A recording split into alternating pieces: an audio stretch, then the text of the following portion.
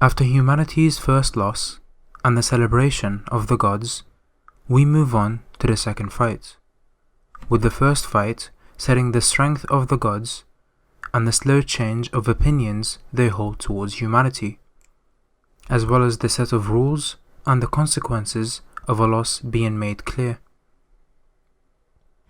The second human to fight, the man most detested by the gods, betting on the man with the strongest will, the hope of humanity, Adam.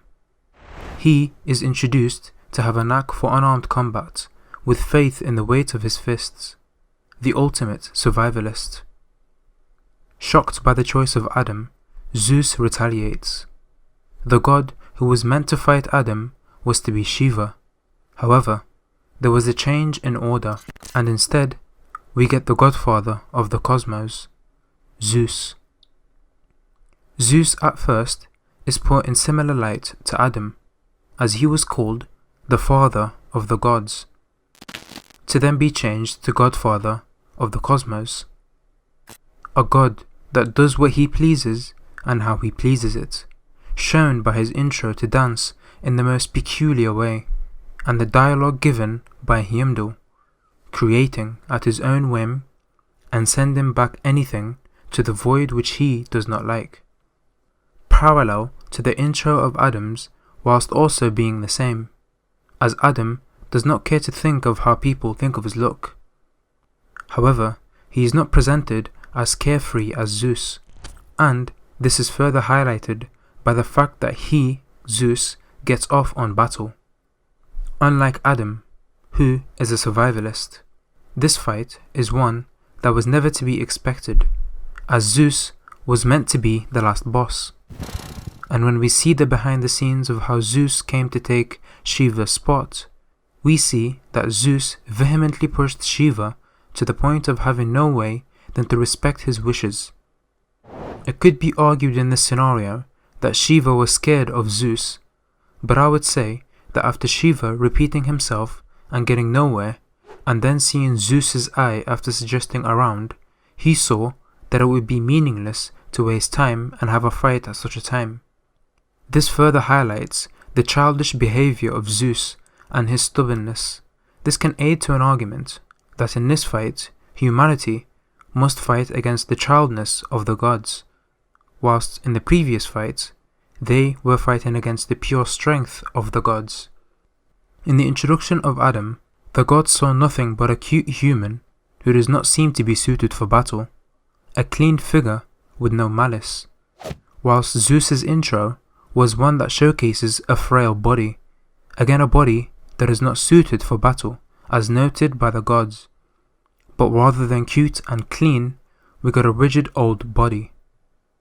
This suggests another theme that can also be looked at, which is young versus old. Zeus was introduced to be the one who is infamous for the crime of committing patricide, another theme that they introduce in this fight, a fighter who is known for killing his own parents against a fighter who is the protector of humanity. This point will be very pivotal later in the fight. The way that the audience of each fighter reacts and supports them also speaks volumes for their characters, as Zeus is shown and looked at as more of an authoritative figure with pride and fear behind his power, whilst Adam is looked at as a father and hope for humanity, as he is the one who rebelled against the gods, a man who is there to protect his children. Adam's Valkyrie is then shown, Regenleaf, her name meaning the daughter of the gods, matching wavelengths by using the drawing of Michelangelo. A fitting weapon for Adam would be a knuckle duster, fitting due to him having a knack for unarmed combat. We see Adam getting heated up to fight after cheers from his two sons, with his eyes showing no sign of anger towards the gods, as he casually addresses Zeus, a thing that angers the gods, further showcasing the amount of fear and respect that they place into their head of council.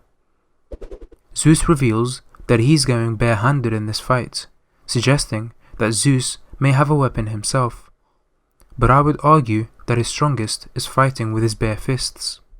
Zeus starts the fight with a bang and continuously speeds up his punches, as it's shown that Zeus's personality is one that slowly likes to enjoy the fight, whilst testing his opponents, gradually powering up to match who he fights against, presumably to enjoy the fight much more. I came to this conclusion based on the comment that Ares left, congratulating him after merely passing Dad's first test. As such, Zeus continues to speed up and use his first technique, Meteor Jab, and in that split second, we see a change in Adam's eyes, as he looks at the move and calmly dodges every punch coming his way. Zeus then uses Divine Axe after this continuous combo, a move meant to destroy the lower half of a body. However, to everyone's surprise, Adam again easily dodges. In response to Zeus's start, Adam uses the same moves as Zeus to attack him, with similar dialogue too. The surprise that Zeus had in seeing his moves copied so easily lowers his guard, to then be hit multiple times. This was then to be explained as the fact that Adam was designed to be a copy of the gods. As such, he can replicate any move he sees, be that a god's or a human's. This power is called the Eyes of the Lord. Zeus continues to try to use another move, and despite this move not having a name, it is presumably stronger than the previous, as it would follow the same pattern this fight has shown thus far. However, this again ends in him being dodged and then copied, for the hit to connect due to the shock that Adam was even able to copy this move. After seeing that Zeus is fighting against a copy of himself, Adam casually addresses him as Pops. This is a minor scene that is used to go in depth to Zeus's backstory, but is pivotal in developing two character traces of Zeus's, which are his hate towards his father, as well as the respect that not only he, but others respect him to have.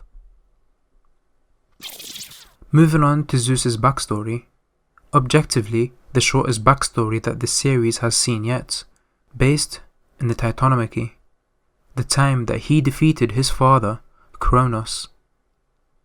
This backstory is why I concluded that Zeus's best weapon is his fists, as he fought in this tournament with them to not be hit in the preliminaries and only be hit once by his father, and even after that punch had connected, he was still able to kill his father. Despite the hate that Zeus held towards his father, the backstory does show that he did respect him. However, respect to a power's degree rather than a fatherly one. Now this can be dependent on Zeus only, but I would argue that it does apply for many gods, that the way that they gauge respect for an individual is through their power. This opens two things that I would address. Firstly, that this measurement of respect will be pivotal for humanity in order to gain respect as a species and to avoid extinction. And this also brings about the huge parallel to the reason that people respect Adam compared to Zeus, which is shown later on. Going back to the fight, Zeus uses his fastest move, a technique so fast that it was titled the Fist That Surpassed Time, so fast that it is said that the mere mention of its name exerts control over all of time. However, this again proved to be useless, as Adam once again dodges and returns that move to knock out Zeus. Hermes explains the event. As a moment after Zeus started his attack, Adam was able to copy it, and not only that, but dodge and counter. It is classed as surpassing the original technique. With this line, I'd say, rather than surpassing the actual strength, it would be surpassing the owner in the use of the attack. As stated, he was not just able to copy it, he was also able to dodge it, while Zeus was not. This argument could have been made earlier, but it was clearly shown that Zeus was shocked and a reason to why he was not able to dodge the first strikes that were copied, unlike this, which no shock of the sort was shown. We now go to Adam's backstory, based in the Garden of Eden, where he took care of the garden, until Heaven's court decided that Eve was guilty of eating an apple from the tree of knowledge, after the snake attempting to rape her and failing to do so. Using forged evidence and the bias of gods against humans to secure a guilty verdict, Adam infiltrated to leave with Eve after defeating the serpent. This backstory further showcases the protectiveness of Adam to his family, more particularly his wife Eve, as well as the love that animals had towards Adam. Not only that, but it goes in depth to the hate that gods had towards humanity. In and of its core, it's unfounded hate, as Adam and Eve were the only humans at that time, with objectively no bad acts being performed. However, God still held hate towards the human race. Going back to the fight, Adam does not seem to agree with the assumptions that the crowd has made behind his motives, which were seen to be returning the favor to heaven. With the victor nearly being decided, Zeus gets back up and twists his neck back. The damage that Adam had caused was starting to affect Zeus, and Zeus points out that he does not see any hate in Adam's eyes, asking for the reasons for him to fight. Adam gives his famous speech, the speech that has caused a swarm of stands to trash anyone who brings Adam's name up in a bad manner, as he states that he does not need a reason. A man does not need a reason to protect his own children. With that speech alone, Adam was able to unite mankind, as they all prayed in any way that they knew how to wish for Adam's victory. This ties back to what I stated before, in relation to the method that Adam was able to gain respect, which in this case was through love and protecting, parallel to Zeus's, which was hate and fighting. This could then be explained to be another theme in this fight, which is love versus hate. A father who loves humanity and would do anything to protect them, and has no hate towards the gods who wronged him, against the godfather who hates his father, who loves violence and war, and is presumed to also have hate towards humanity, seeking enjoyment through that hate. Zeus begins to take this fight seriously, as he compresses his own flesh. He does something that he has not done in a few 100 million years, his serious mode. For the first time in this fight, Adam takes a stance, and in response to the hideous form that Zeus takes, a baby starts to cry. This event is very important. This final form is called Adamus, or diamond. It is stated that in top condition, this would last 12 to 13 minutes. However, the damage that Adam caused reduced it to 5 to 6 minutes. The next attack was a simple one, as he simply used the compressed muscles with all that condensed power directed into his fist to release in one intense blow, named True God's Right. For the first time in this round, Zeus was able to injure Adam as he grazed his cheek. Adam counters once more. However, Zeus does not get affected as he continues to send punch after punch. Without faltering, Zeus continues to attack, and Adam continues to dodge and counter. After this amount of attacks, Adam's eyes start to overheat. It is then explained that Zeus's attacks are one-hit kills. As such, Adam put his all into dodging, as the fight becomes dodging versus tanking, with Adamus seemingly not only creating this explosive power, but also a huge defense. Zeus connects into Adam's other cheek. It is then shown that Adam is not the only one who is reaching his limits. Zeus also becomes close to his limits, due to the amount of damage he is receiving with every strike, as well as the damage that he received prior to Adamus. And they finally reach peak tension, with only a trigger needed for the dam to crumble. Despite this danger, Adam and Zeus continue to fight at the top of their strength. Due to this dance, the crowd become one. Adam has not only caused humanity to unite, but through fighting Zeus, he was able to increase the respect that gods have towards humanity, as both gods and humans resonated as one, enjoying the beautiful fight that is before them. This links back to the way that gods gauge respect, and how that is used for humanity to gain that respect in this fight. In the next moment, it was shown that Adam is struggling immensely whilst dodging every punch, parallel to the start of the fight, during which he was casually dodging.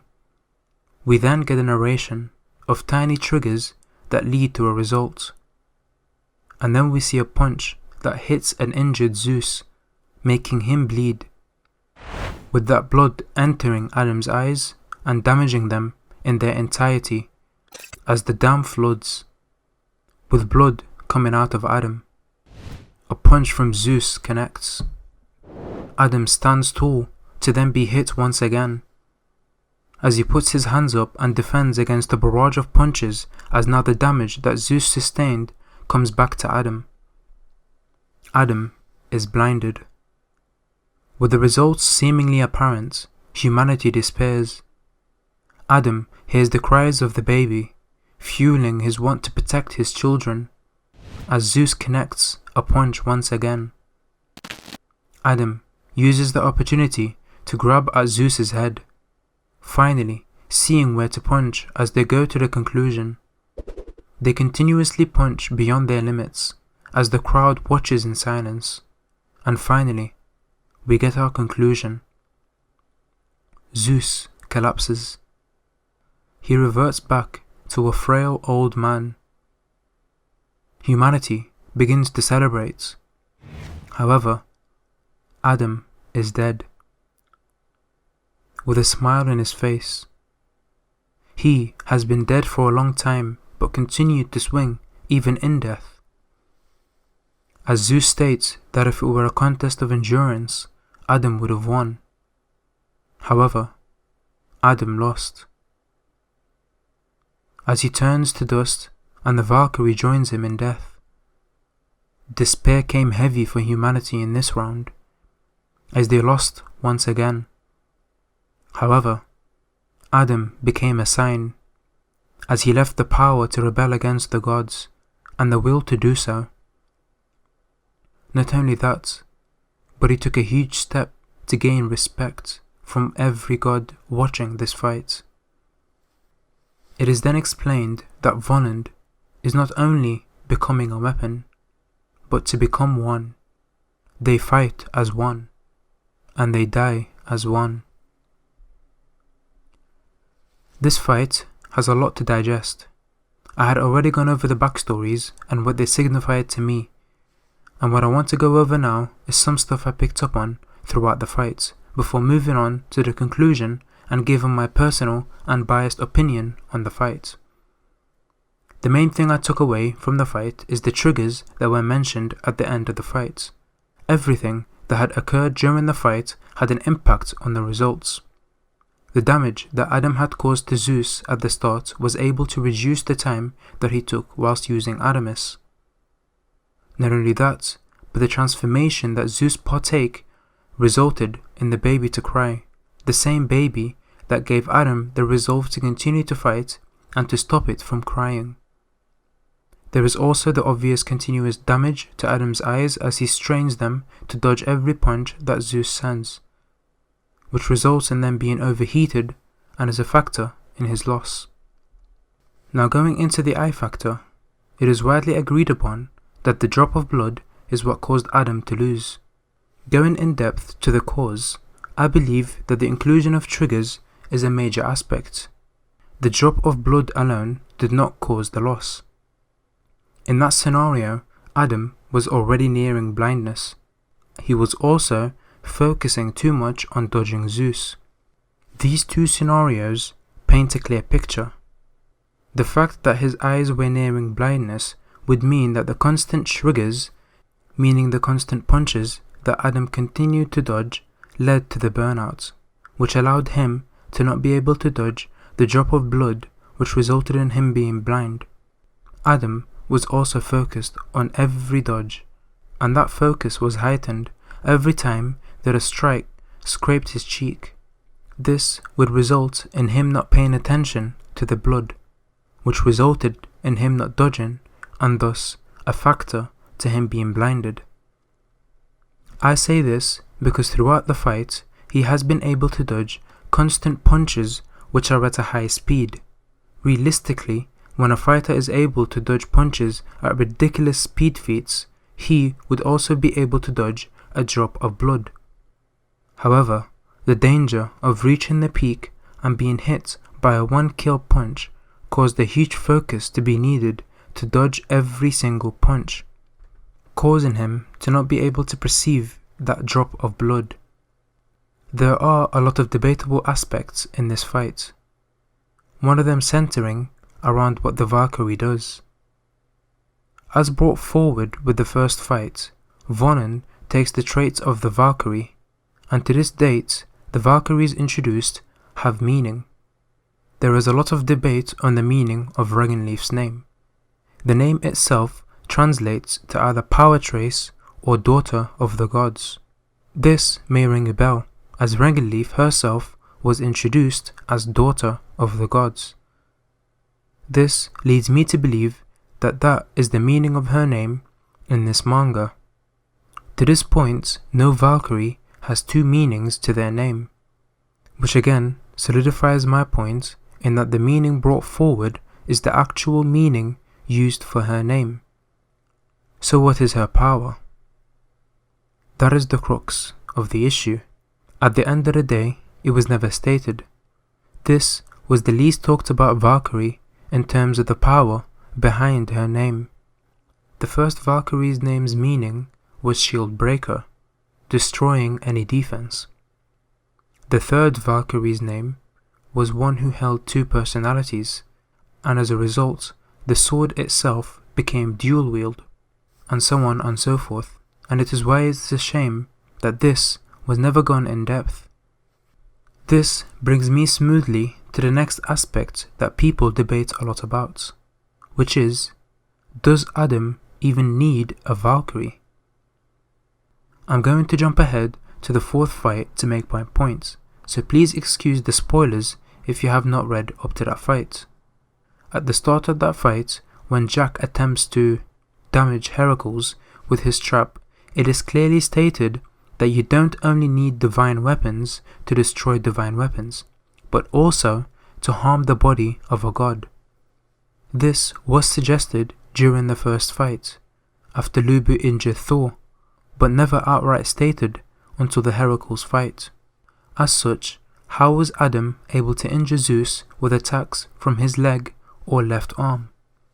Two speculations have passed around the community, which is either that Adam himself can harm gods as he was the copy of the gods, or that the Valkyrie's power allows him to do so. Focusing on that first theory, it was stated that Adam was created as a copy of the gods. Not only that, but he himself was the only one who seems to have been created as a human rather than evolved from a monkey, meaning that Adam himself was created in the divine realm by divine beings, making him divine. Unfortunately, this theory is not 100% foolproof. The main flaws that contradict this theory are the fact that Zeus himself stated that without a Vonand the fight will be over before he knew, as well as the fact that Zeus addressed Adam as monkey. This suggests that Adam was able to injure Zeus through the way that he did was caused by the Valkyrie's powers. However, as stated earlier, this was never stated or went over, which leaves me confused and in a position where I personally don't know. I'd say this is the perfect time to move on to the summary.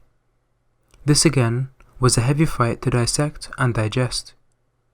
Summarizing this all, this is a pure human who loves humanity and wishes to protect his race, doing what is necessary to protect and survive, going against a warmongering old man who loves to create war and enjoys fighting. Love versus hate was something that I picked up at, which was heavily highlighted by Adam's backstory. showing Adam's love towards humanity and the gods' hate towards humanity. And this is important as Zeus is the head of the council, meaning that he is the face of the gods, representing that hate for humanity. This hate has slowly decreased through Adam's actions. Zeus's backstory and nature showed the non-existence of love towards gods in this fight.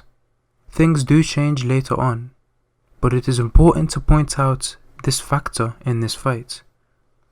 At the end, the best way to categorize this fight is Patricide versus Protect.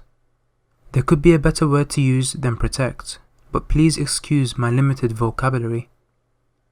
At first, I was going to use Birth rather than Protect, but Protect has a more meaningful connotation to this fight and passes on my point much more efficiently. This categorization is very important, as the crime of Patricide shows not only the nature of Zeus, but also the lack of love of family in the gods. Not to ignore the level of respect that they hold towards each other, but this is not done through family or love, but through war and respect to their powers, parallel to Adam's love, which is why Adam was symbolized as Protect. His love for his children is the reason why he fought. Not only that, but the reason why he pushed forward to grab Zeus and keep fighting even more. Now you may be wondering what I think of the outcome of the fight. Me personally, I don't care who wins or loses in these fights, as what we get is more important to me than the results, as long as it's not a draw. The same for this one. To me, this fight was more enjoyable than Lubu's, as it was less one-sided. At points I was switching between who I thought would win, either Adam or Zeus, while continuously supporting Adam throughout the fight. The fight itself drives forth more despair, however, with that despair Adam leaves a mark that they can fight back. He was able to put the last boss into his knees, and never back down, or feared doing what is necessary to protect his children. My personal thoughts on this fight is that it is better than Lubu's fight. However, there are issues, obviously one of them being the non-inclusion of vital information regarding the Valkyrie. Hopefully, we will get a data book that will fill in that missing information. However, at the end of the day, it is a good fight, with good characters that were deeply fleshed out and made this fight much more emotional. This is all that I will say for now. I'll leave ranking and scoring fights until the series is done to have a clearer perspective. Hopefully you enjoyed this analysis. Let me know if you have any recommendations of improvements that I could make upon these videos. If you have any points that you disagreed upon or think that I should have covered, leave them in the comment section down below. Look forward to the next analysis, which will hopefully be done at a much better pace than this one.